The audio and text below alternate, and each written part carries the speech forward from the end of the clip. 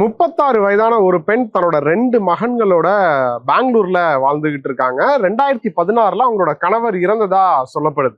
So தனி ஆளா தன்னோட அம்மாவை பார்த்துக்கணும், 2 மகன்களை பார்த்துக்கணும் அப்படின்னு சொல்லிட்டு ரொம்ப கஷ்டப்பட்டிருக்காங்க. இந்த நிலையில தான் சோசியல் மீடியால ஒரு வீடியோ பாக்குறாங்க. ஸோ அந்த வீடியோல என்ன சொல்றாங்க அப்படின்னா, அந்த மாதிரி மாந்திரீக பூஜை செஞ்சா குடும்பத்துல இருக்கிற பிரச்சனைகள் எல்லாம் சரி செய்ய முடியும், அதுவும் பொருளாதார ரீதியா நம்மளை வந்து மேம்படுத்த முடியும் அப்படின்ற மாதிரி வீடியோ பாக்குறாங்க. கண்டினியூஸா அந்த வீடியோ ரிலீஸ் ஆன பேஜ்ல உள்ள நிறைய வீடியோக்களையும் அவங்க பாக்குறாங்க. அது மூலமா இவங்களுக்கு ஒரு நம்பிக்கை கிடைக்குது.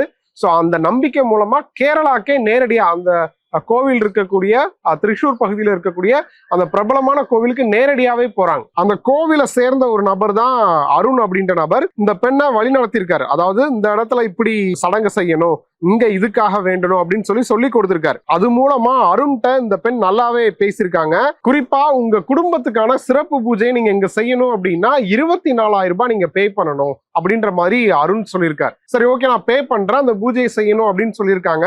அந்த தருணத்துலதான் தன்னோட போன் நம்பரை அருண்டையும் கொடுத்திருக்காங்க அந்த பெண். சோ அருண் போன் நம்பர் வாங்கினதுக்கு அப்புறம் இவங்க கிளம்பி தன்னோட சொந்த ஊருக்கு வந்துட்டாங்க. ஆனா அதுக்கப்புறம் அருண் டெய்லி நைட்டு வாட்ஸ்அப்ல மெசேஜ் பண்றதுன்றது மட்டும் இல்லாம வீடியோ கால்ல வந்து தொந்தரவு பண்றதுன்னு கண்டினியூஸா பண்ணியிருக்காரு.